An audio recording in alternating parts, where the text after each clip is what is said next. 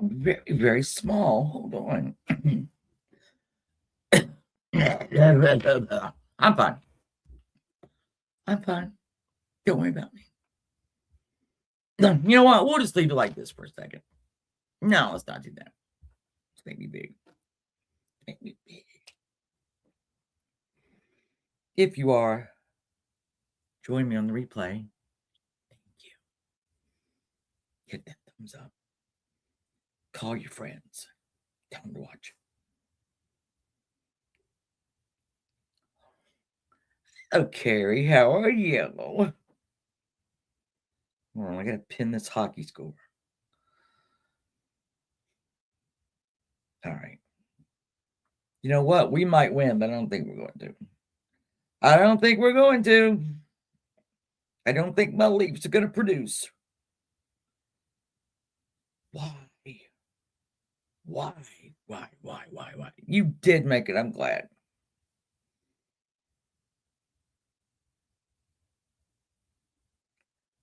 All right.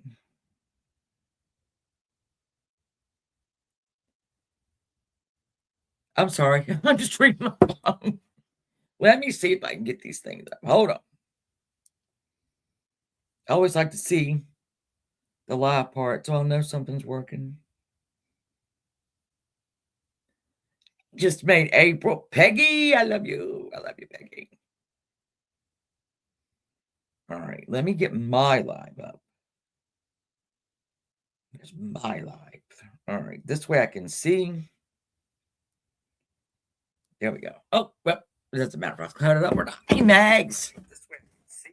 Oh, my list is bad. I'm dying. Cinnamon and I love cinnamon. And all right, let me put that right. I've done 9,000 of these, and you would think every time you would think I would have my shit together. Nope.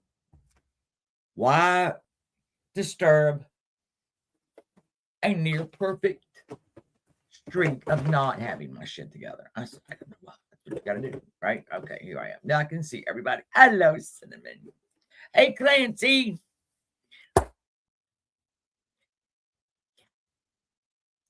We're going to talk about Kyron Horman tonight. That sweet boy has been missing since June 4th, 2010. Peachy. Since June 4th, 2010. He was born exactly 1 month after my son, Avion Paisley. You know how you look at maybe, you get so used to this child, you see him every once in a while, you see him. And then it doesn't register that, he has been missing, 16 years? Nice. Until you start looking things up and you see that, he was literally a month younger than my son. My son is 23. Kyron should be 23 years old. He should be in college. He should be in love. He should be planning his whole life. It should be in front of him. People think they know what happened, but, they die. Hey, Vicky, I'm sorry. I'm trying to get my stuff together here. It's bad. Y'all know it's bad. Okay. I don't think I missed anybody. I was going to do a hot topics today. I didn't do one. We've got shit popping off left, right, and center. And I didn't. Just go ahead. Oh, I am a queen at ignoring the negative. I do it better than anybody on earth. So I'll wait a little bit. And then we're going to go at it. How was everyone's day? Everyone have a good day. JLR is in big trouble. Well, you should mention that. You see, people haven't known, a lot of people haven't known about JLR. When this Nancy Guthrie thing hit, he got bigger and people knew who he was. Now, I, and these people I used to know, went after that little asshole because he is a tragedy pimp. I mean, that's what he's doing right now. Hey, so he's insane. You must know that, right? When he was in prison, federal prison, he learned how to sue people. And he sued God. He sued Kim Kardashian because she took his virginity. He sued Nostradamus. It's another one that he sued. He is the most litigious man. And when you need to go look, April, and look at some of his, his name is John L. Ritchie. But when he became the most litigious person on earth, the Guinness Book of World Records was going to put him in the book. He said if they did, he would sue them. So we got Dolly. Let's just, he's fucking crazy. Apparently now he's on his meds. So let's look back at the people that we tried to expose. Dolly Vision. Loves to put his hands on women. Loves it. Sex offender under his roof. Lies. Tragedy pimps. Takes money and does nothing. Weird. In fact, he got arrested. If y'all remember little Quentin down in Georgia, we had a woman there. The people I used to know. And she had a bullhorn, just like Betty. And I mean, this is, if they still have it up, I'm sure they might not still have it up. But so our person was talking through the bullhorn. And Dolly reached over and grabbed it, right? He was arrested for assault and battery. He had to go to jail. So everybody that was in front of that house moved over to jail. And they did a little, what's that little yellow boy?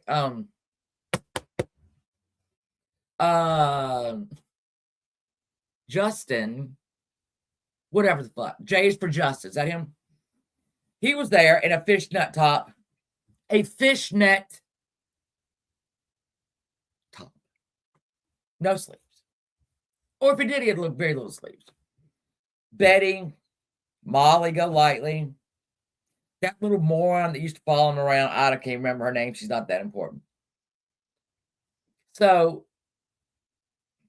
again, you can try to bring awareness, but if nobody, hey, Moody Farms, what are you doing, Southern girl?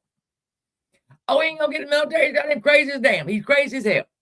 So to hear that he had been, was it arrested? Was it arrested or served? I don't know. I'm not shocked. 5 years we've been trying to tell people about this little asshole. But, it is what it is. It is what it is. And I got to tell you this, white boy radio has been around since then. What I mean is Molly, Mallory, J is for Justice. I don't know. I don't think Dolly was there, and I don't think JLR was there, but I might be wrong. They were going to do a meet and greet in Florida. And Kathy, they were going to do a meet and greet in Florida. And they had the restaurant that they were going to. White boy and his wife went to the restaurant. And he was looking around. He had a camera. And he was looking around. And they fucked off out the back door. All of them. And then somebody said that white boy's wife had a weapon in her hair. In her hair. It was funny. Funny as shit. I don't know if that's still on Savage's channel. It might be. one of the funniest things ever. Yeah, can't you remember that? I'm telling you, in Washington State. Well, JLR looked like you might be back in the pen, so you might need to start your suing. Oh, of this case, Southern Girl. Yeah, it was. Here's what. Again, I'll tell you why I do these. This was more than enough. JLR, it was the original. Yes, Born Betty, Molly Golightly, JLR, and that other dummy that I don't even know. I can't remember her name. She was so insignificant. I mean, they were outrageous. Outrageous. Again, we tried. Nobody wanted to listen. But whatever. Yeah, she had her hair up. Heidi Black is in the house. Hey, Heidi.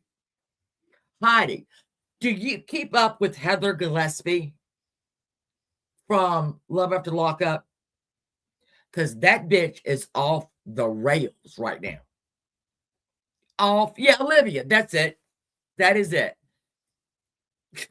Who the hell that? I don't care. Heidi. She made another video today, Heather did. I haven't watched it yet, though. She is unhinged, but I love her. Hey, Lavender. Be careful. I hope he does too, if you don't. Yeah, I know, right? With that, I can see being out in front of Nancy Guthrie's house in the beginning. I can see that. That's where all the press was, right? I get that. A week, maybe 2 weeks, I get it.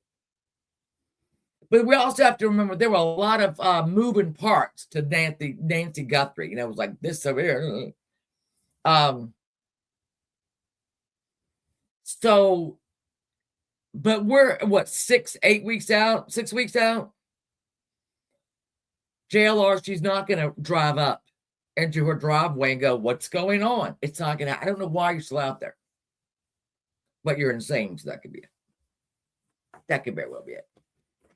All right, so I did an outline so it would not become. Oh, Heather is, she's got the 2-year-old. They're going to take that kid. All right, that kid's not coming back. They have until the child is 3. I'm talking about the state of Illinois. She ain't getting that kid back. She's getting evicted right now from her apartment. And then she still thinks one of her children is 19 with the child. The boy is 18. Then she's got the younger one. I think she's 12. But in Heather's mind, they're all very young.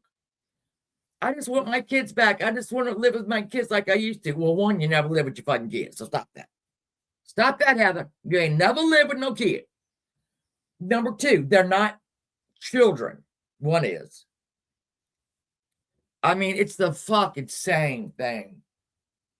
Detective so-and-so pulled me out of a car and told me that I had to go and infiltrate this horrible, horrible thing. And he was going to take my children. That's when I met with Dylan. Oh, fuck off. Shut up. I've been bludgeoned, stabbed. What else? Essayed. What's the other? She's not beaten. I don't fucking know. Heather, shut up. Shut the fuck up. Again, I hope that fuck he goes back to jail. Cause I don't make no mind to me. Let's get this started. You're gonna remember this child. This is Kyron Horman. I've got a lot of and she chased women that worked at the prison that Dylan was in. She ran her mouth. This is Heather Gillespie. She ran her mouth. 2 women in there. Visiting, or they worked there, I can't remember. And then that motherfucker, they followed her ass. No, I'm sorry. She was the aggressor here. And they got out and whipped her ass. Oh, Heather. Yeah, dumb whore.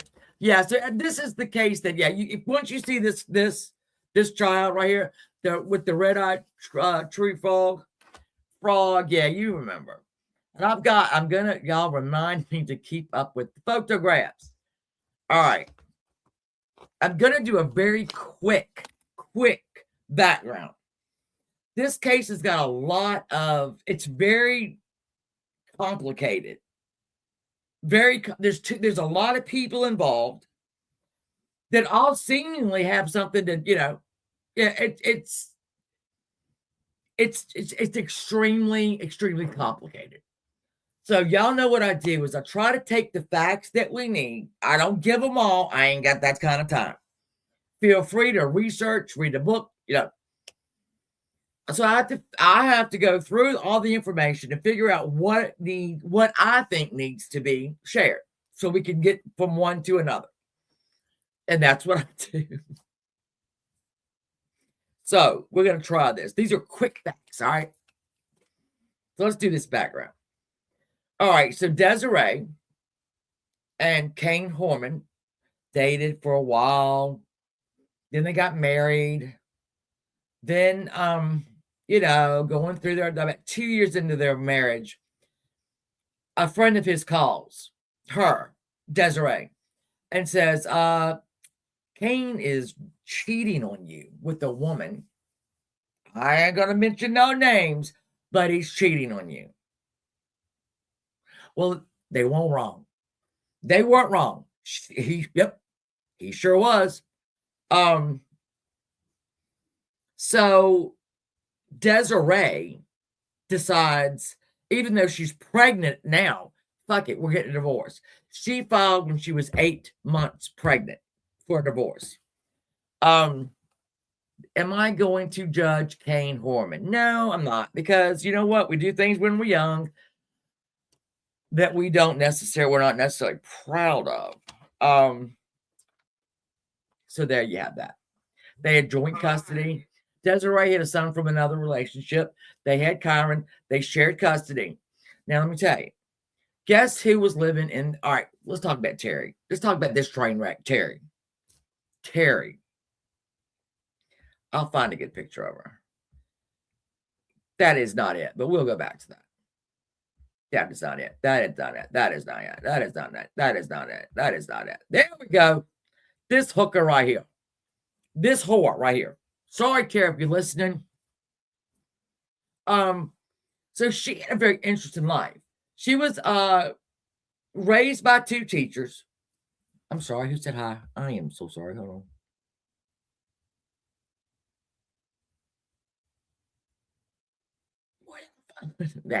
Yeah, the stepmother from hell. Let's talk about her real quick. There's a lot to her, though. So she was adopted, raised by 2 children, 2 teachers. So that's what she wanted to do when she grew up. She, excelled in sports and all that bullshit. Well, right after high school, she got married. She married this guy, I don't think it's Mr. Mullen. They were married about 3 years. Shit. Aunt Kathy, thank you. I appreciate that. Thank you, Kathy. I really do appreciate that. Yeah, so she had a son. She had a son named James. Well, her marriage didn't really work out. And she ended up moving back in with her parents with James, her son. All right, Kathy, I love you so much. And then she started to date a guy that she used to go to school with. And then they got married. Now, what she did, because what every good father does, is she got the first one to sign away his rights to the second husband. I mean, isn't that what you do? What you do? Yeah. So one of the fathers, no, it was the second. So it was her second husband. He's paying support, right? Child support. Kid ain't his. But he was paying like $100 and some a month, and it was too much for him. He said, Terry, listen, we need to get this thing fixed. Okay. It's just a little bit too much for me right now for me to pay. She said, oh, okay. And then went to court to have it upped.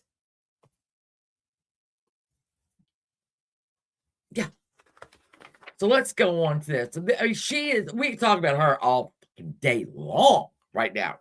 Let me see. Okay, then she went to the McDonald's has got a management school. I don't know if y'all knew that. And McDonald's managers make a lot of money.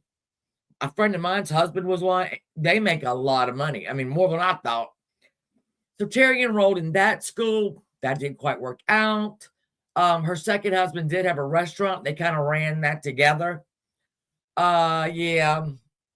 Well, that didn't work out too well. That did not work out too well. But that man did put her through college. So she got her, I think she got her bachelor's. She might have got her master's. So he was a good guy.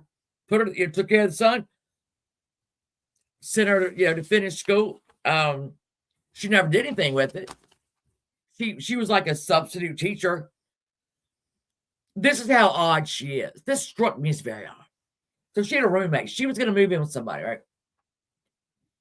And though you're going to move in with someone who already has an apartment. So, okay, your stuff's going probably in the bedroom. Oh, no. Oh, no. What Terry did was move into the apartment, decided that the bookcase just was not working for her. So she took the bookcase, put it outside in the rain with the book still on it. That's how little respect she has for anybody's shit, okay? I mean, can you imagine? And that woman was absolutely fucking irate, and Terry just couldn't understand. What do you mean? What's going on? I don't understand. So then we enter. So Terry decided she wants to go to the gym, get back in shape, with it. And she started going to this 24-hour fitness, Around this time, Kyron Horman was also going to this gym. Now we're going to get into some murky shit here because I know the story they told. I don't know if that story still holds up today, if Kyron hadn't come clean and said, yeah. So, Terry, and I'm going to miss some facts. Sorry, y'all know me. That's what I do. So they meet at, let me see. The official story is that they met at a restaurant. Yeah. Okay, PG. The story was they met at a restaurant across the crowded restaurant. Maybe it was a McDonald's. I don't know. That's the story. Soon after, Desiree left. 8 months pregnant, by the way. Guess who moved in with Kyron? Oh, what? Yeah, it would be Terry and her son James. They moved in. But they met at a restaurant, not at the gym. Okay. And Kyron was born. Her and Kyron had, Desiree and Kyron had joint custody. And literally, this woman right here, because the couple, let's see, I think Kyron must have been about 2 when Cherie got very ill. Not Cherie, sorry. Desiree got ill. And the medicine that she took for that illness, which I don't think anybody knows what that was, it actually shut her kidneys down. There was a drug that could help it, could fix it. But it hadn't passed the FDA here in America. But she could get it in Canada. So it was decided that she would have to move to Canada while this was going on to save her own life. And when that happened, she signed, she didn't sign, she gave Kyron primary custody of Kyron, which means this bitch right here had been in Kyron's life pretty much his whole life. All right, pretty much his whole life. A lot of people said that she was great with children. Oh, all the patience in the world. What a lovely, lovely lady. Anyway, So, and this would have been in mid-December 2004, I guess. The Terry decided that she wanted to be a bodybuilder. She wanted to be a bodybuilder. That's what she said. I'm going to be a bodybuilder. That takes a lot of work, a lot of discipline, a lot of that bullshit. So Kane says at this time that Terry gets really irritable, right? She's not eating. She is working out. She's barely sleeping. She lost about, I think they said 40 pounds in a matter of months to get in this. And I didn't put, you know what? I could have put the photographs of her in the competition, but I did not do it. Fuck her. So she came in second. I'm sorry, she came in fourth, and that dashed. She didn't want to do any more of these. And around this time, July 10th, 2005, Terry is out because she's drinking alcohol a lot. She's drinking a lot of alcohol because she couldn't sleep. But then I thought, wait a minute, because that's empty calories. If you're not eating, but you're drinking alcohol. Anyway, she got pulled over for drunk driving with her son in the car. She was given a ticket for endangerment, all that bullshit. And this is when Kane, I'm sorry, I am not a big fan of Kane Horman. I'm just not. The more I feel for him, yes, I feel for him. I really do. But he's a bit of a jerk. And by a bit, I mean a lot. Yeah, so she stops bodybuilding. Kane says she gets much better and all that. Well, she gets pregnant and they have a child. Kyron. Let me just mention this too. Sorry. Kane and Terry got married in Hawaii. I think Kane's parents lived there. They got married in Hawaii. Came back. I mean, again, this guy's an asshole. So Peggy. Oh, Peggy. Peggy, I love you so much. You have no idea how much I need that. I love you, Peggy. Thank you very much. Thank you. You just took like a weight off my shoulders and you don't even know it. You just took a weight off my shoulders and you don't even know it. I love you, Peggy. Thank you.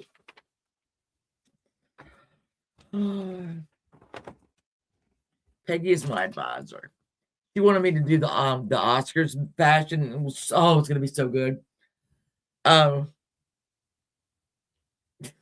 me off. Hold on, Peggy. You threw me off. Oh, I love you so much.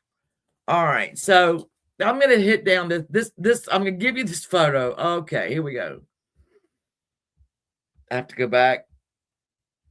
All right, so this is the family photo. This is James, her son. That's Kyron right there, and that's the Kira. That's a lovely family. What the fuck happened here? What happened? I'm going to do them still. I'm going to do them. And there were some really good ones, too. There really were. And then we've got this photograph. What happened? What happened? She had taught Kyron sign language when he was 6 months old. She recognized that his vision was bad and he needed glasses. She was good. She was good. And I don't know where it went wrong or if it did go wrong. I don't know. So Kyron's teacher, now mind you, he was in the second grade when he went missing. One of his teachers, they had red light, green light, the red light, yellow light, green light. One of my kids had the same teacher. If you were really good, you got a green light. If you were needed to work on something, you got a yellow light. And if you were a little asshole, you got a red light. So every time that Kyron would get a yellow light, she would let into him.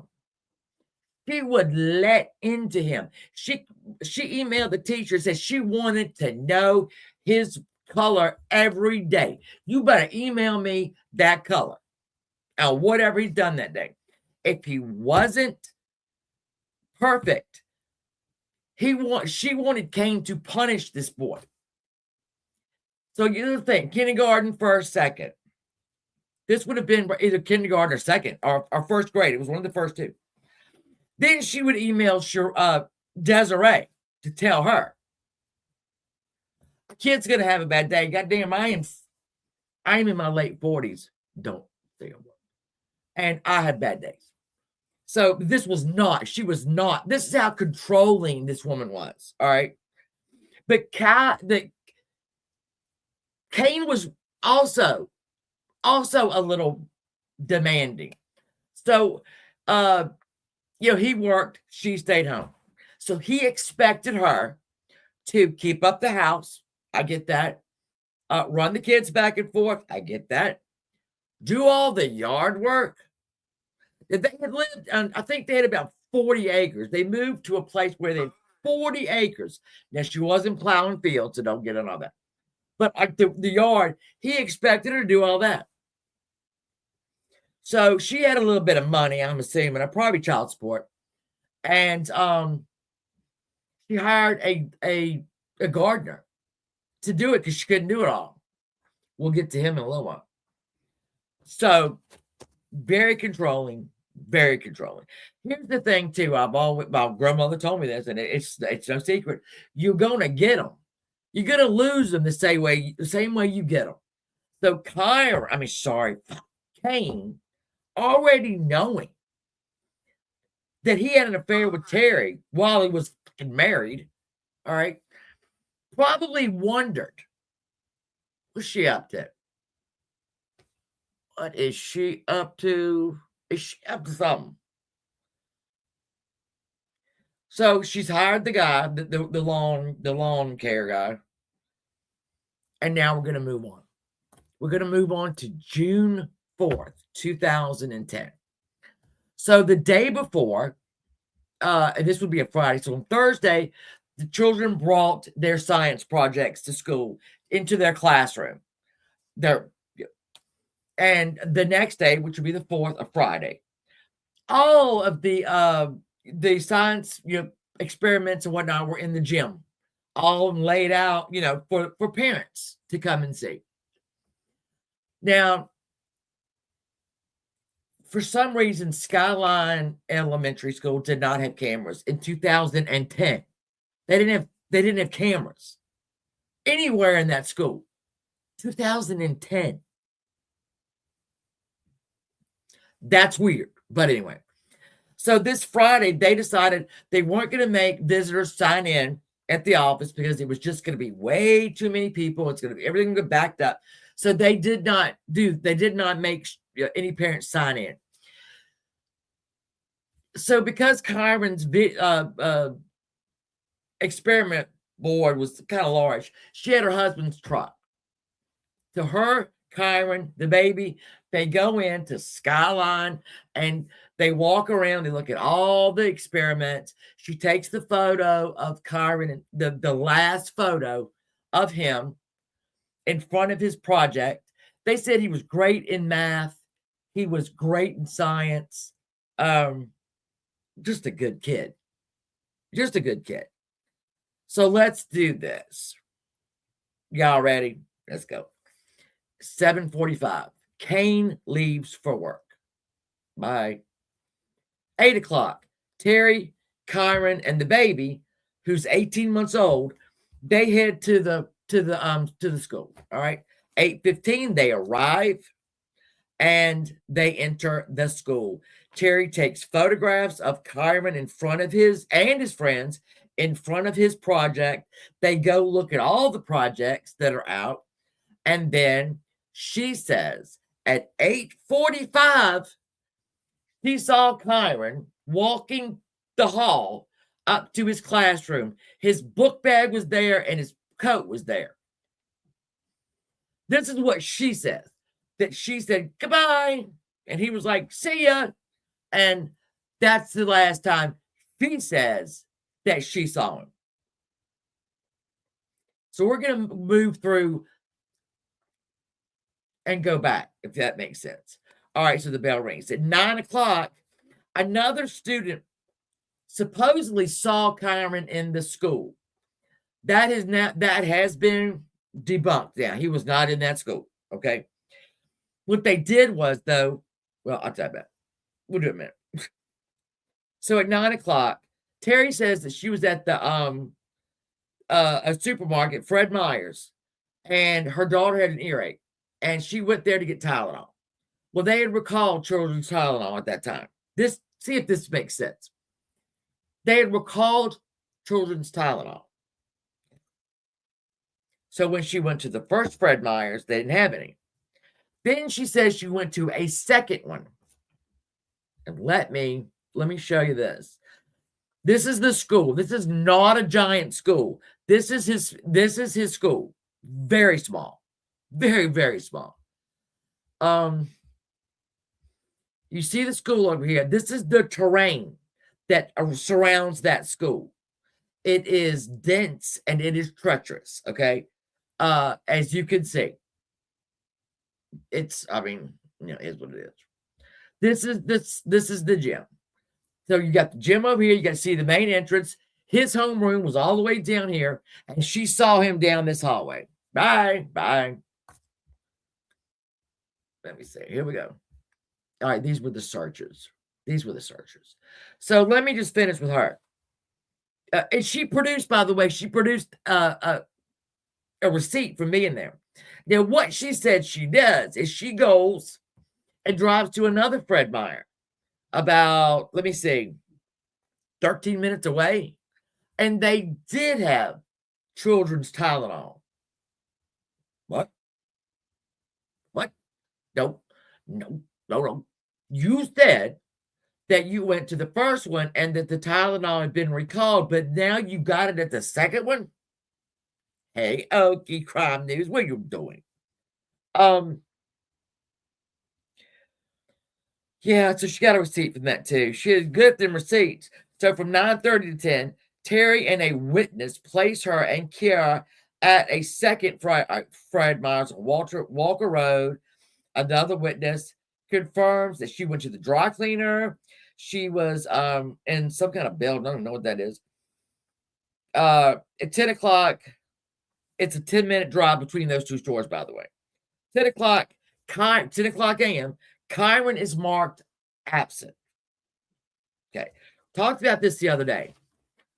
And I don't know if this is when my children were in elementary school, they would call you at the end of the day to tell you if the child wasn't there, which made no sense.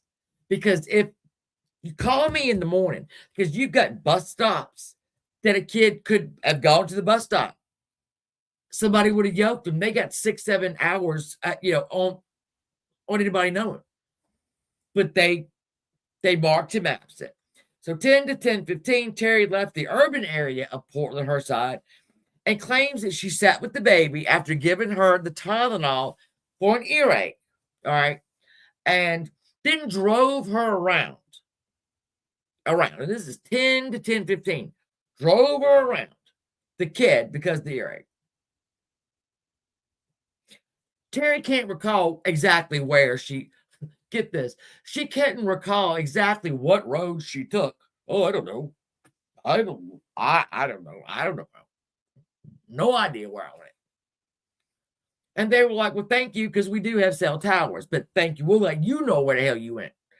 So then we have at 11:30, Terry signs in at the Beaverton gym to work out for an hour.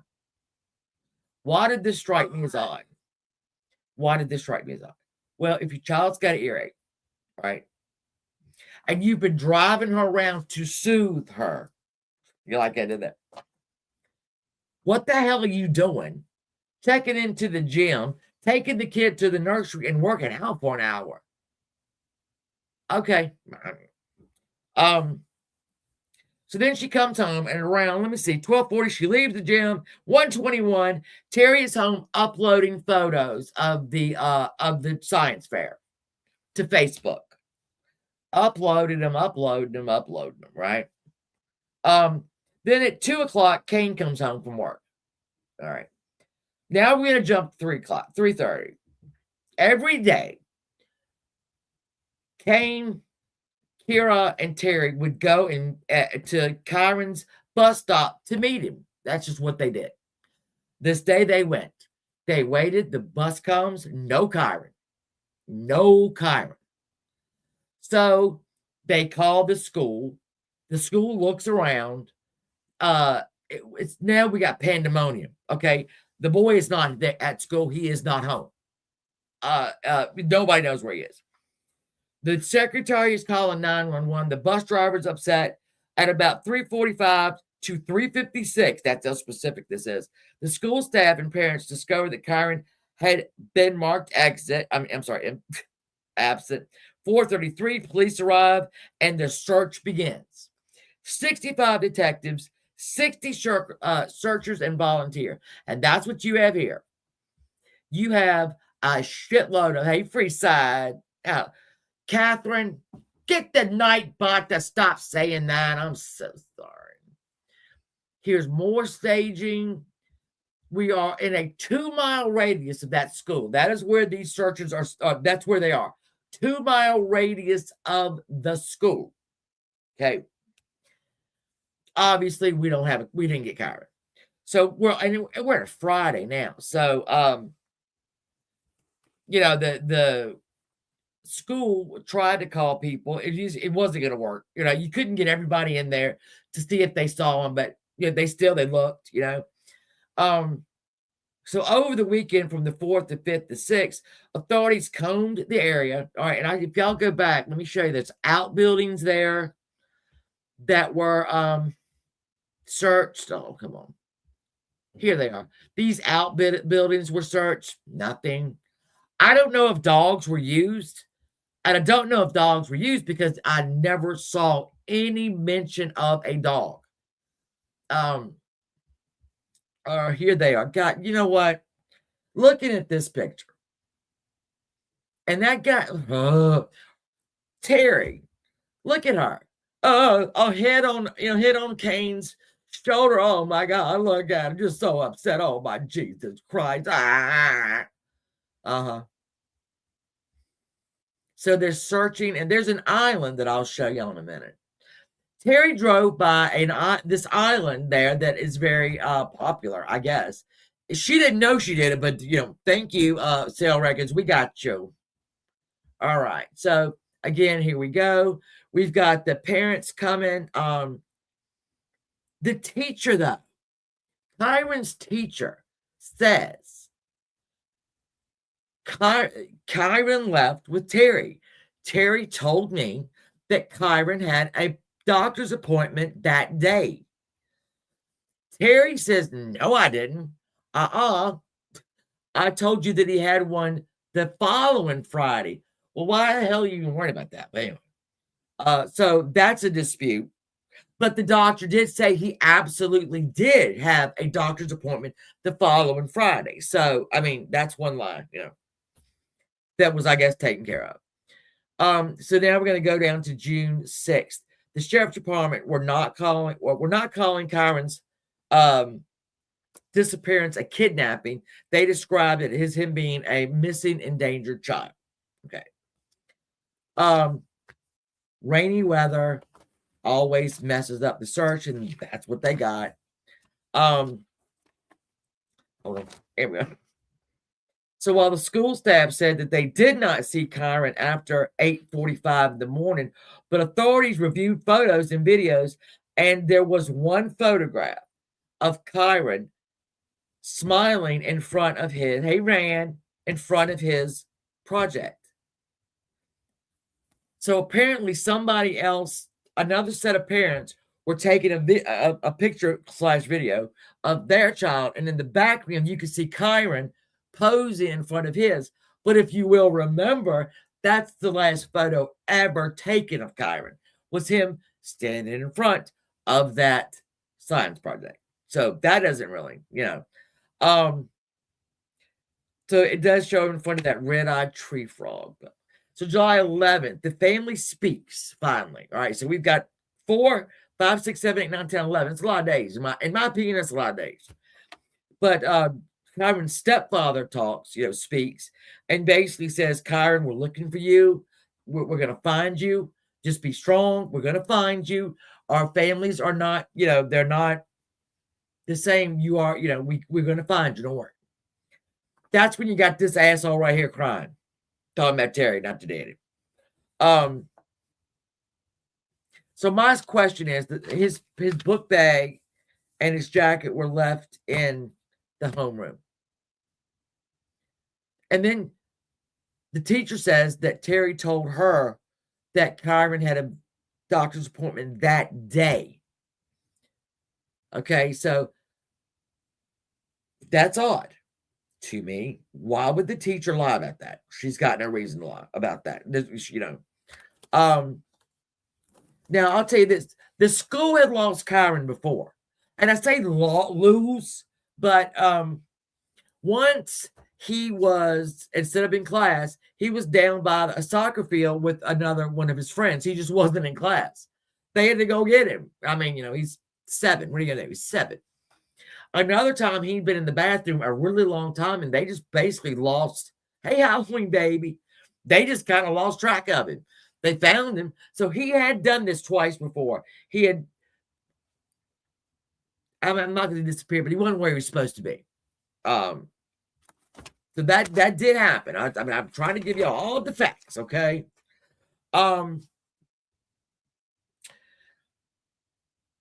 Yeah.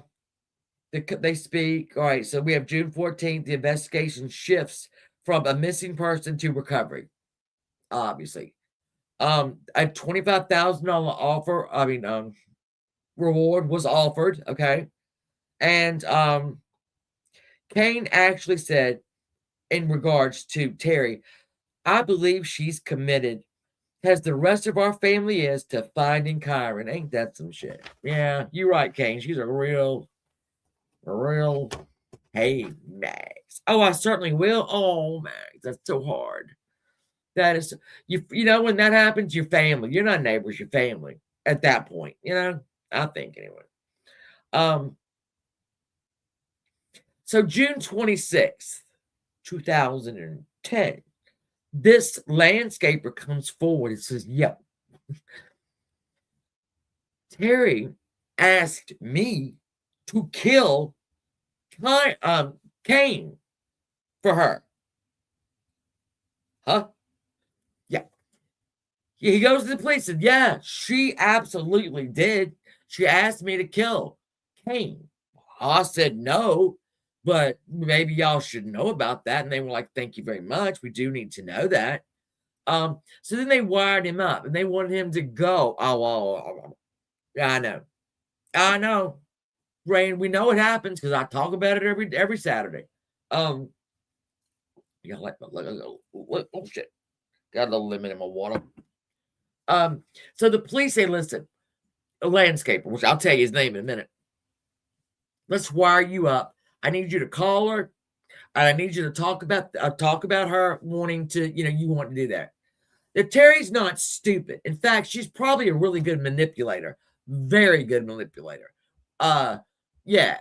So when he did that, she was like, I don't know what you're talking about. What are you talking about? I'm just talking about. That backfired. So what's it around?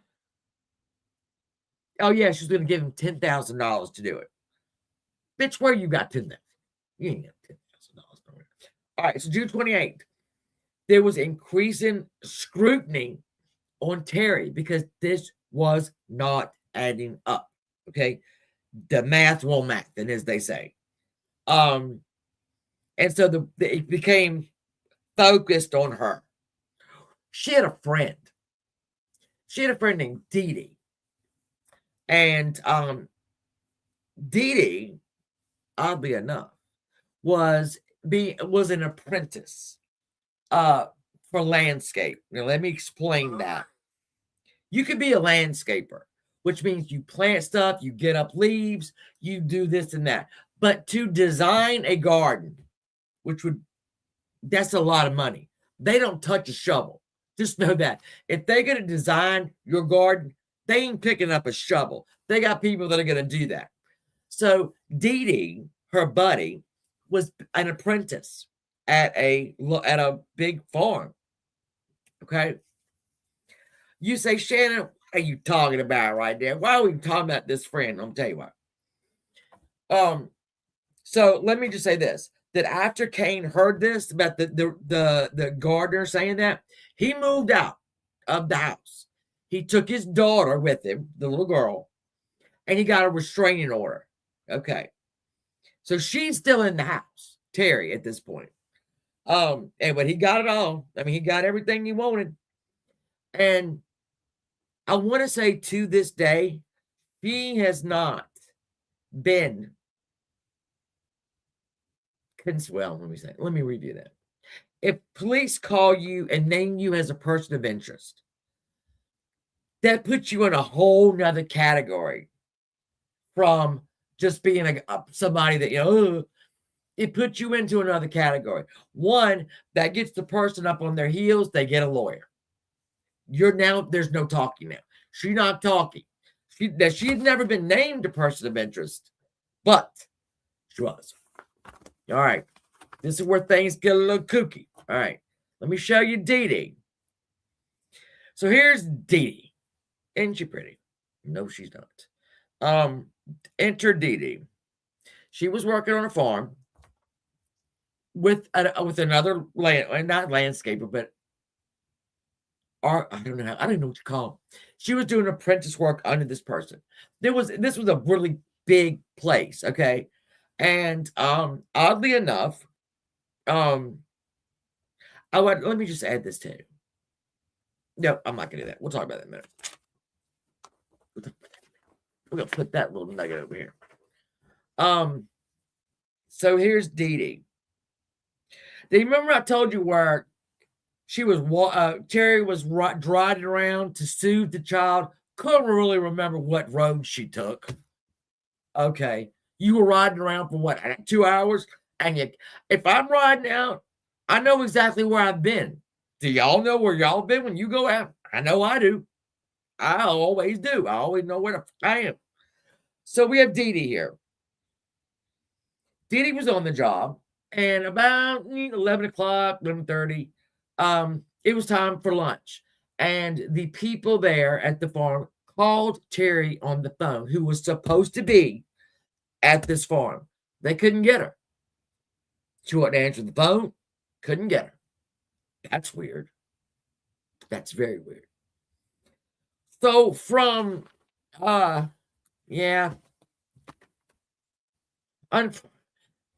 she was gone for 1 hour to 90 minutes.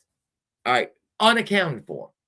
Her friend is riding around with a kid with the earache, right? Not knowing where the fuck she is. So there's a problem now, because now we've got her buddy missing for an hour to hour and a half. This person is on a 22-acre farm. Dee Dee, I mean. Yeah, that's not going to work for anybody. No. So let me show you this little map. So that is her. Now, Dee Dee is very, very good. She's good. So here we go. Let's go. There's Skyline School. You see that right there. Then the Germantown, I think is that where the Cornelius Pass. These are all the places that Terry went. Germantown Road right here. Here's this island. Now, this island is 6 miles away from the school, but it was searched because if you look down here at the bottom, you see that red dot right there. Guess what? Terry's damn phone pinged off that. That's odd. So you've got this whole body of water right here. Now, to be honest, to be true, there were cameras around this because there's like a bridge to get there. But Terry's car never went. It never went over that camera, right? But I don't know about Dee Dee. I don't know about Dee Dee's car. They didn't look for that. They looked for the truck. Yeah. So we're searching. Kane now says, "Oh my God, you know what? That bitch was crazy. I didn't know she could be. I didn't know she could be capable of this." And in my description, there are a lot, yeah, all of these sites. So now we have no Kyron. We have no Kyron for the next 2 years. None. We have this on June 15th. They put this up. Right in 2010, let me tell you what the cops did. They got a flyer and put Dee Dee's face on it. Let me go back. This one, they put her face on it and said, did you see this person? On January 4th, they searched her condo, they searched her aunt's house, and they searched that farm. No Kyron. You've got a 7-year-old boy, okay? I don't think it would be too hard. I hope it wouldn't be too hard to some way, somehow hide that body, okay? But, so we've got 2 buddies. Also, they bought burner phones. Dee Dee, Terry, and another one of their friends bought burner phones to talk to each other with because they thought that their main cell phone was bugged. So let's think about that. Hold on.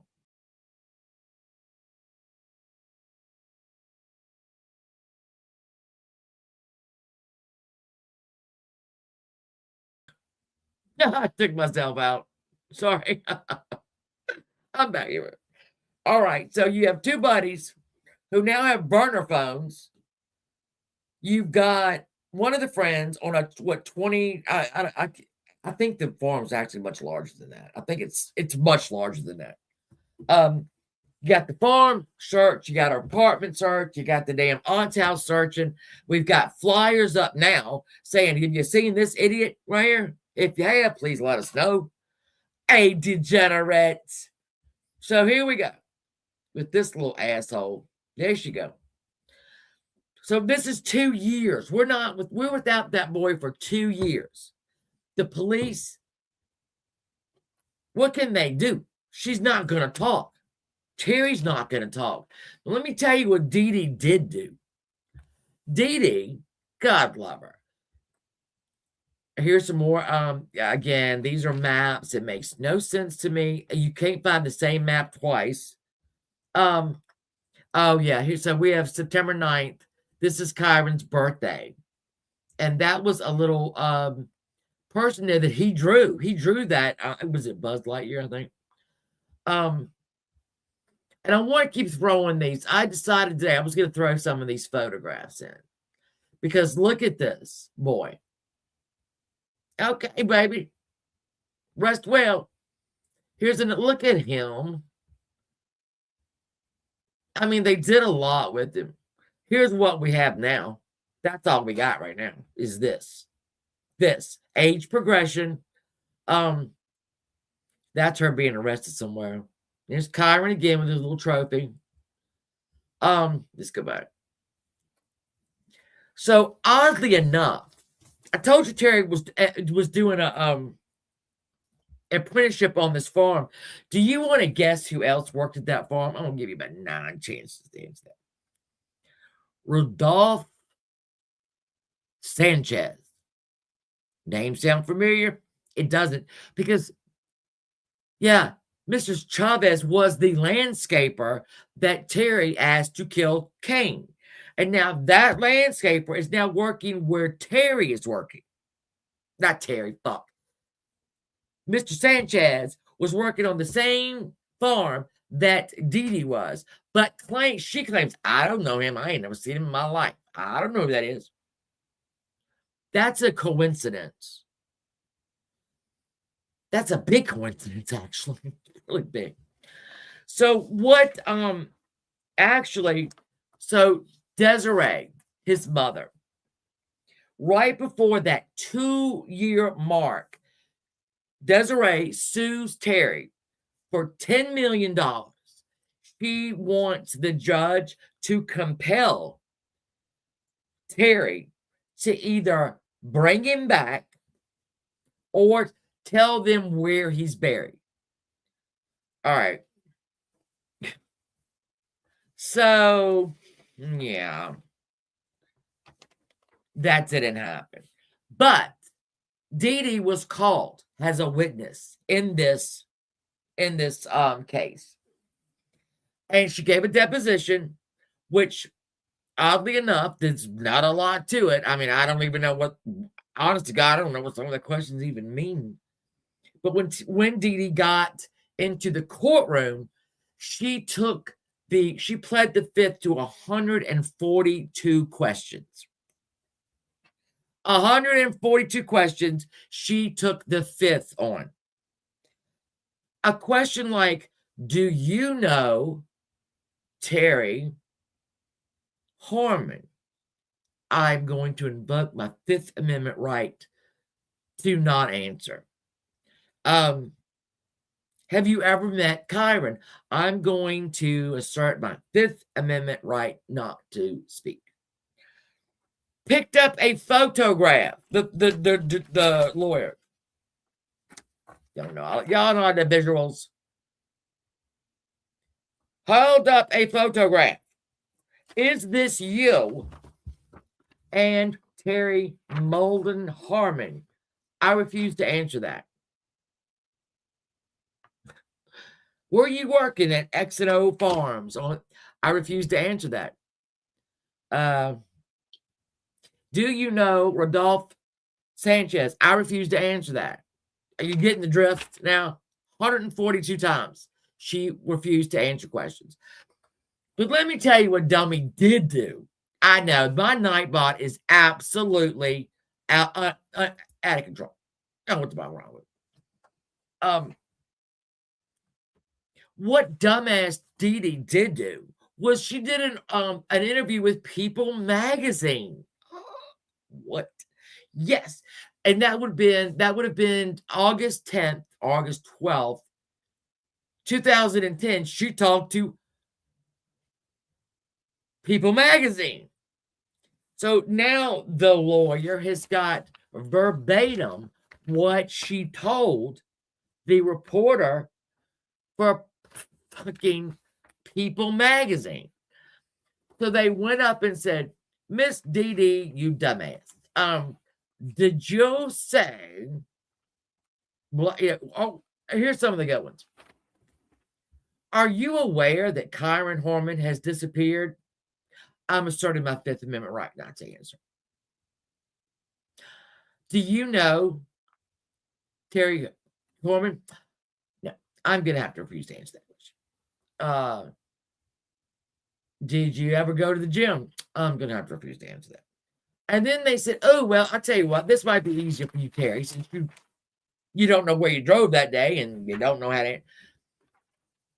Is this a quote from you, Terry? And they would read it.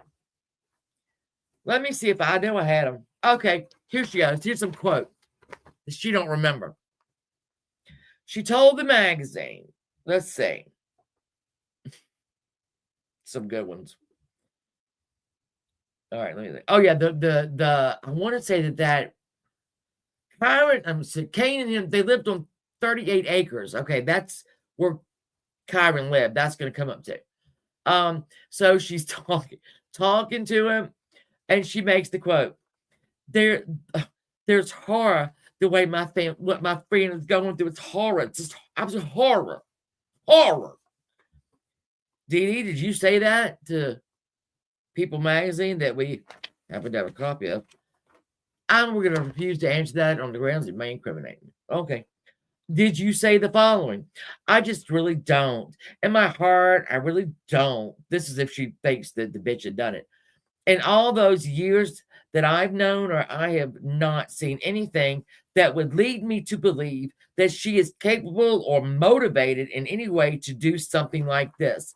Hey, Fitzcray, they said, Dee Dee, did you say that in People magazine, which I'm holding up right now and you are looking at? Do you remember this? I'm going to refuse to answer that. Okay. So Desiree's lawyer said, whoa, wait a minute. When you plead the fifth, you're not incriminating yourself. You can't plead the fifth to save your friend. That's not how that works. And this went back and forth and back and forth and back and forth. Judge, lawyer, make her do it. Well, I don't know. If you let her do this, if you let her plead the fifth on any question that is about her friend, that is not what the Fifth Amendment does. That's not. Guess what? She didn't answer anything. She didn't answer anything. So now we are now 2026.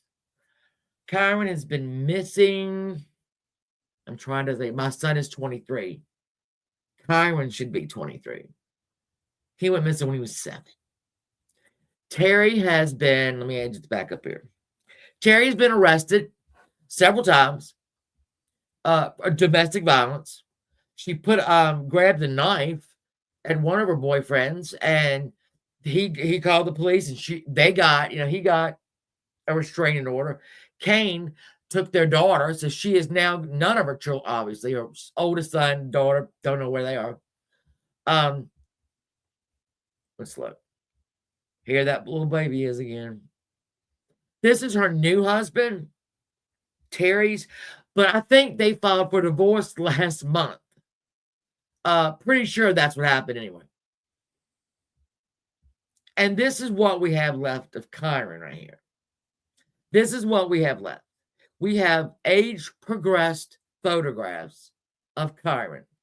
We got a stepmother who I can't figure out why she would do it. Why? When we go back to that photograph where she's loving that kid up, right? What happened between that and June 4th, 2010? Did you plan it? Did it get on your nerves?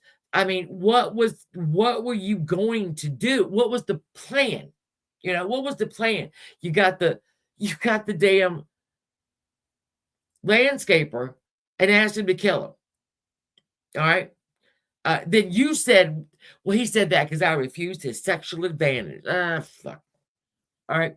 Then we've got that same landscaper that's working for her friend Dee Dee, or with her friend Dee Dee, at the farm on the day that Kyron goes missing. What are the odds of that? That we're talking about Portland, Oregon, okay? We ain't talking about no, beaver knuckle, or it's a big place. So you've got that landscaper working with Dee Dee.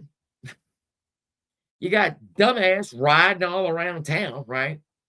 The police have done everything but pointed at her and said, you did it. So basically, she's gotten away with this for, 17 years? I don't know. I'm not mathing. I don't know how to math. She's gotten away with it because she doesn't speak. She went on Dr. Phil and said, you know what, Dr. Phil?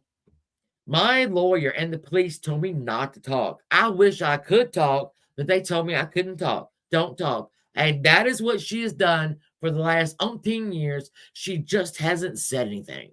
She now lives in California. She doesn't live in Oregon anymore. I think she, obviously no more children. This husband, let's find out asshole.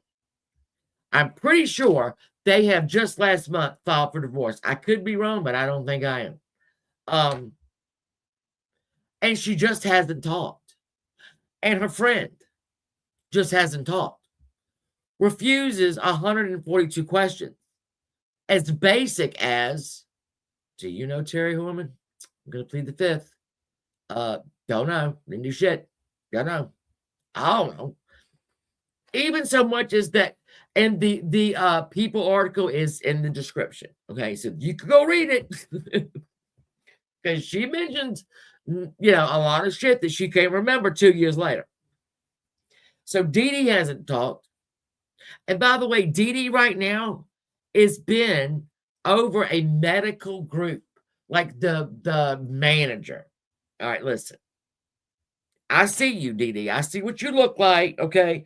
We all know who you are. If I walked into that doctor and saw that son of a bitch, I'd go, oh, hell no. No, no, no. If you are dumb enough to hire that, you were dumb enough to cut the wrong leg off or something on me. I ain't doing that. I ain't doing that shit. So we're gonna go. This is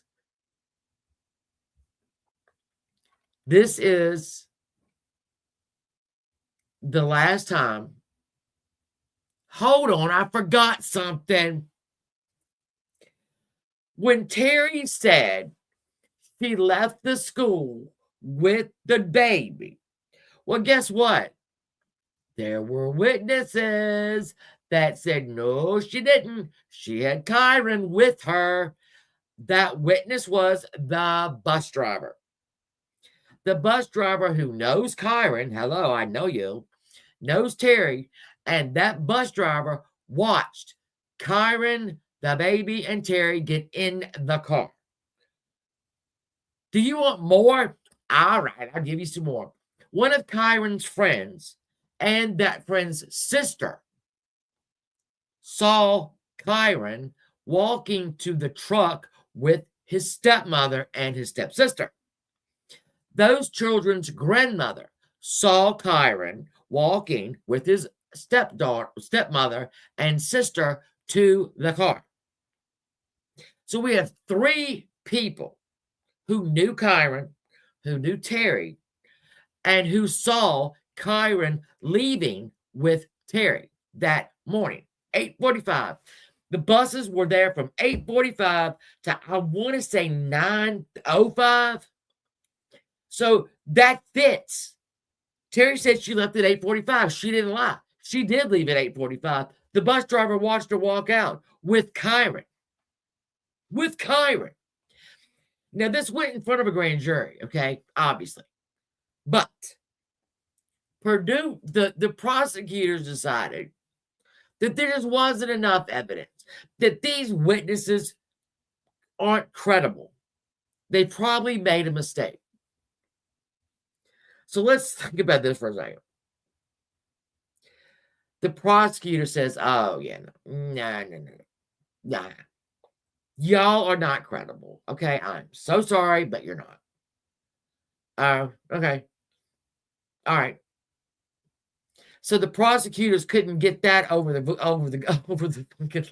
in the net. Let's put it that way.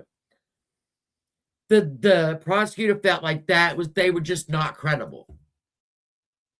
Yeah. Maybe we'll say that. I mean, that's fine. Also, another weird thing is that there was a man that worked in Portland. Now, he had a dog. He had dogs. And he was a very well-respected search and rescue person. Him and his dogs had found over 100 people. So what he did, he got his dogs and he went to the perimeter of Kyron Horman's property. Now, bear with me here. He says that he saw on the perimeter of that a very odd-looking, almost pentagram, but he couldn't quite nail it down. But it was something really weird out there. And then his dog immediately alerts to decomposition. Immediately, that thing alerts, okay? Kyron comes out and tells him to get the hell up off his property. And the guy is like, dude, I can help you find him. He's in there.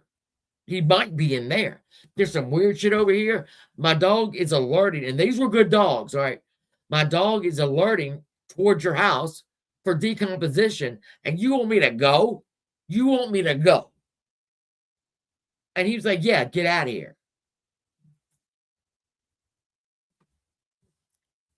I mean, okay.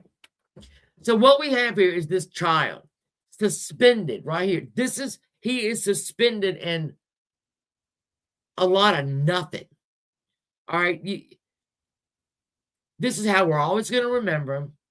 I hope one day he's brought home. I hope one day they find his body. I think we're pretty sure he's not alive. Okay. I don't want to go on a limb like that, but I am very much doubting he's alive. I am very, very confident that his stepmother did something. Hey, L. Kennedy, I am absolutely certain of that. But let's talk about one other possibility, okay? And I think her friend Dee Dee helped her. Now, here's what, oh yeah. Dee Dee was offered immunity. Dee Dee, the prosecutor, gave Mimi, Dee Dee, whatever the fuck her name is, immunity. Why? Why? You're the police department there, prosecutor, had this Dee Dee's face all over flyers everywhere. They searched here, there, and everywhere. She worked with the man who said that Terry asked him to kill the husband for $10,000. And you've given her immunity, and she still ain't talking. She's still not talking. So Terry's living her life out in California, probably, whatever the hell they do. I don't know what she does. Kane and Desiree are still without their child, okay? His sister is without a brother. So Kane raised that little girl. They wouldn't let Terry in there. And this is just the way that Portland, Oregon feels like they're handling this, which is not handling it at all. So there's another possibility. I mean, I'm getting through this in record time, yo.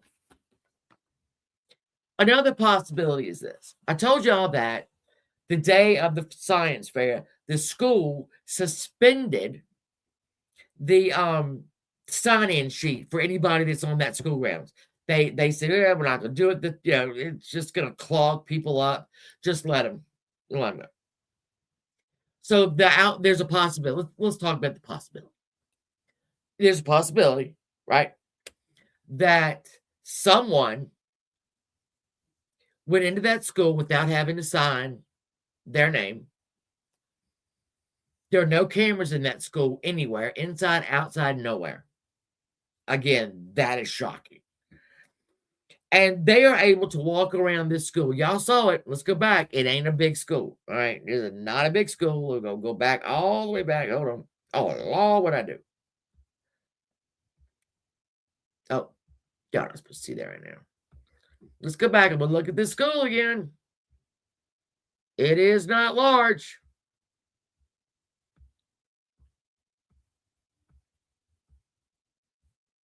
That's the school. So a stranger, or maybe somebody that Kyron knew, I don't know. His mother said he was so shy, right? He was very, very shy. So if a predator walked into the school, full range, come on in, take a kid if you want one, and was able to somehow grab Kyron. I don't know that Kyron would have gone with somebody he didn't know, but I do know with extremely shy children, they don't want them. They're not going to scream and yell and holler. Right? I mean, I know that for sure. Or was it somebody he did know that went into that school for whatever reason, took Kyron out, and disposed of him wherever? That's a possibility. We'll just say that. Thank you, state of disorder. Oh, no. Your pancreas. I love you. I love you very much. Rest your pancreas, okay? So that's where we are. This is where we are. We're nowhere. We're absolutely nowhere. We have a stepmother that won't talk. We've got her friend that won't talk. We've got a lot of acres out there that this child could be in. What are you going to do? Don't know. Don't know what to do. The search was one of the biggest in Oregon history. And it was, let me say, the biggest in Oregon history for 10 days. They searched hard for 10 days. We had 13,000 searchers from Oregon, Washington, and California. We had investigators that I can't remember how many they were. There's 100 of them at least.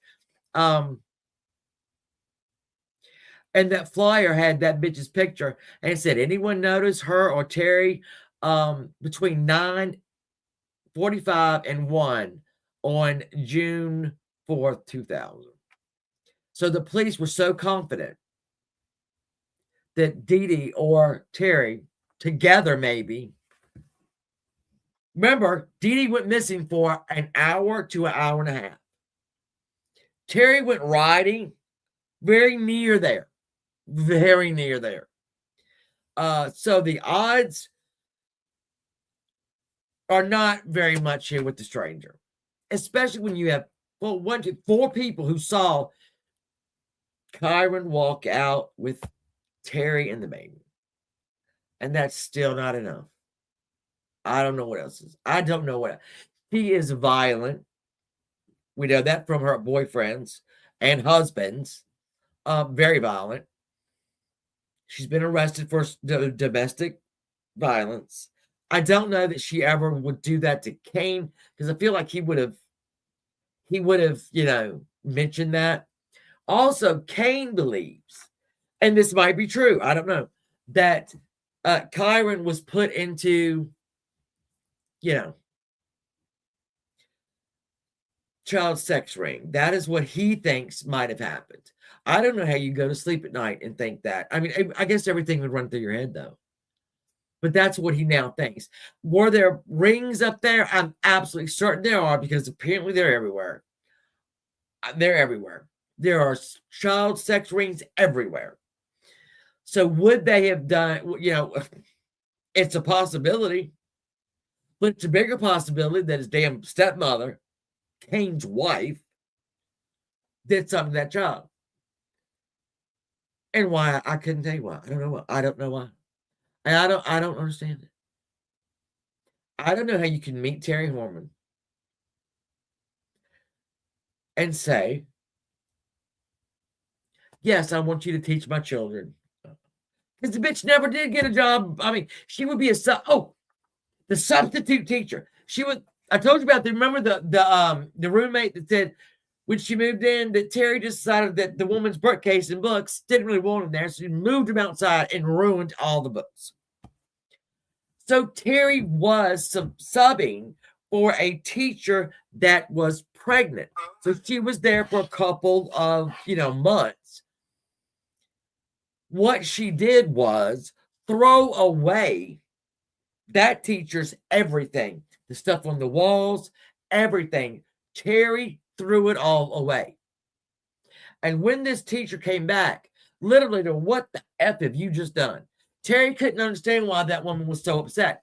Just like she couldn't understand why her roommate was mad, because she had moved her bookcase out, complete with books, in the rain, and they all got ruined. Terry couldn't figure out why. Why are you so mad? Mad about that part. It's stupid. Why are you mad? So, yeah. She's a weird one. She's a weird one. Something just crossed my mind that I forgot to add now. It's got to fucking bug me. I'm trying to think. Hold on. What'd I do? I think I got it all. Yeah, I think I got it all. So, I don't know. I would you know what? Go look this up. This is so complicated. Again, it is so complicated. You've got overlapping witnesses that claim either won't answer or it's overlapping. There's too much. There's way too many. No, it's not. Something's not right. It's not right. It's too many overlapping, stories there. It's too many overlapping. I mean, this is what happens in America. Talk about Casey Anthony. Casey Anthony just didn't talk. Didn't talk. She didn't talk. And that Jose Baez got her off. She murdered the kid. She murdered her daughter and stuck her in the trunk. And then now said, I think my dad did it. I think my dad did it. And a jury said, you know what? You might be right. Bye. You can leave. Bye. Exactly. There's not this many consequences in one case in a big city like Portland. I mean, A coincidence is you running into somebody that got the same birthday as you. That's a coincidence. Working with someone who your friend asked to murder her husband, and then over here, and then here's Terry over here, and the friends did that too, and we missed it for an hour and a half. That's weird. Terry drives around, doesn't know where she is. Oh, that's weird. The teacher must be lying that Terry told her that Kyron had a doctor's appointment that day. That's weird. His books and his book bag and his jacket in the homeroom. I mean, apparently in this country, you just don't. If you don't answer questions in this country, if you just don't answer questions, I love my country. Don't get me wrong, but someone's got to give. If this prosecutor with all of this information couldn't make a case stick, get a new fucking prosecutor. Now, can they revisit this? I don't know. The statute of limitations in some places is absolutely ridiculous. And if there is a statute of limitations, much like we talked about the Golden State Killer, if there's X amount of time, right? 20 years, let's say 20 years. There's 20 years statute of limitations. At 20 years and 1 day, if they find Kyron dead and he's got red hair all wrapped, and her, they couldn't, because it was just, it's a disappearance. It's not, endangered, yeah, but it's, don't get me started. So here's what we're going to do. Hold on. Next Saturday night, I'm going back again a little bit. Y'all know I'll go up and back, up and back. Look at her. Look at that bitch. Look at her. She looked crazy as hell. All right, let's see. All right. This is Scott and Amy Fandel, brother and sister. They, on September 4th, 1978, in Sterling, Alaska, these two children went missing from their home. They had been at a restaurant with their mother and their aunt, and the restaurant part was closing, the bar was opening, so their mother and aunt took them back home, said, we'll be there. I mean, he's, 13 years old. You could, that's, when they returned to the home, there was boiling water, a can of tomatoes, and no babies, no children, nowhere. So that's one. I don't think I'm going to take the whole time to cover that. I think that's like a relatively. I'll say that, and I'll get to diving in here, and it'll be a lot. But as far as I don't think I can get an hour out of this, but if I can, I can. Amen, mama. Yeah, I mean, so I'll bring you that, because I really haven't gotten into that yet. I kind of waited. Here's what I do. So I had, we were going to do Kyron Horman, and I had a big head start. Y'all know I hadn't been around, and so I got bored, basically, with Terry and all them. So then I went over to Scott and Amy's case, and I was like, oh, let me look up. And I started doing that. Then I had to come back over here and, finish that. I'm scattered. I don't apologize for what it is, but it is what it is, people. So that'll be next week. If I don't think we can get an hour out of that, I'll just add another, another child. God knows we have enough of them. There's actually two twin sisters, African American, that went missing from a street. They were 13. I want to say 13 to 15, somewhere in there. I mean, it's Donetta and Janetta, I think was their names. And they just went missing off the street, off the sidewalk. And, y'all know how I feel. Y'all know, I'm telling you, police do not investigate children of color the way they cover little white boys and girls. And they don't even really cover them if you think about it. This is a fact. There we go. Oh, hello, Vicky. I hope you're doing well. Good to see you. So that is tonight's.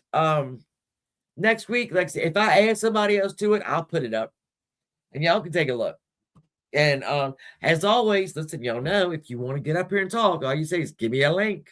Give me a link, and you have your link. We'll talk about it. So thank you, Peggy. And Kathy. I can't thank y'all enough for that. I'm telling you right now, you don't know how you just took a weight off my shoulders, both of you. And you just don't know. I'm gonna go. Everybody stay safe. All right. It's supposed to be really nice all over the world. Tomorrow. Enjoy it. And I am going to start the next one. I'm just gonna start the next one. So hopefully I'll see y'all this week. I would love to do the Oscars fashions. And I don't think it's too late to do that because they were some interesting dresses. There were some interesting choices. Let's put it that way. Very interesting choices that were being made all over LA last weekend that probably might not have should have been made. But that's just me. Let me see.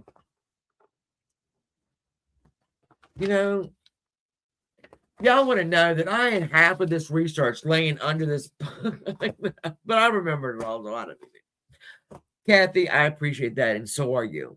I really do. We could do it, El Kennedy. We could do it together. We could do it together because I'm telling you, some of them were absolutely flawless. Kate Hudson, butter. She looked like butter. It was the color, the cut, the everything. Oh my gosh, she was beautiful. And there were some real ugly ones, right? I'm always thinking this. All right, I am invited to the Oscars, right? Maybe I've got a movie, maybe a documentary short. I have submitted my vacation video to the Academy 20 years ago, and I'm still not being recognized. That's okay though. So say I'm going, and I've been nominated for something, right? And I decide that just because Givenchy designed a dress that looked like, I'm being nice now, a dress that looks like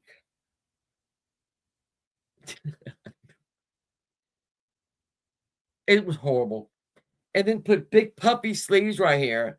Let's decorate the Wawa. So there's even the big guys make mistakes. So I don't understand when women do this and they think, oh my God, this is so avant-garde. Oh, no, bitch, you have the damn Oscars. This is going to go down in history. Please don't do that, people. Yeah, but that's exactly El Kennedy, if you let me get them, that you looking, I will get the top 10. All right, the top 10 good ones and the top 10 bad ones. And we'll mix them up. We'll mix them up in there, right? And you'll have to tell me which one was good, which was the best, and which was the worst. You will be shocked. I can promise you that. Yeah, living room shears. That's it. And then, okay, so I told y'all Kylie Jenner, who is dating that Timothy Chalamet, I don't know, I can't, Chalamet. She had a red dress on, and she looked like Jessica Rabbit. She really did. And I'm not saying that to be mean. I'm saying if I had that body, I would be wearing that dress to Kroger. I'd not give one shit. Ray's right. I would be wearing that dress to the Walmart and not give a fuck about it. I would go get my dry cleaning in that dress. That's what would happen. But I don't have that body, and so I'll be doing that. But El Kennedy, I'm telling you, yeah, hangers. The hanger would have been better, actually. Yeah, the hanger would have been better. I'm just, it shocks me. It always shocks me. But we'll get the 10 top and the 10 bad and mix them up. And y'all, a lot of y'all already seen them. El Kennedy has it. And I would love to bring El Kennedy, and she would get to pick if it was good or bad. I don't consider myself a fashionista, but I'm a damn sure like better than some of them. I'm gonna go. I've got to go thrifting tomorrow. It is dollar day at the Goodwill, so I've got to go and buy shirts and stuff at the Goodwill for $1. Be safe. I will see you. Thank y'all again. Honest to God, y'all show up. You know, my replay people show up every time, and I thank you, Cinnamon. Thank you. I try to offer something different. Y'all never fail. You never fail to support me, and I can't thank you enough. And I'm gonna go now, and I'll see you Saturday. I might see you before. I just don't know. We might have to have our gowns this week, I think. So everybody be good. Fizz Crank, I hope you have a great rest of the weekend. And everybody, please stay safe, okay? Thank you. Bye.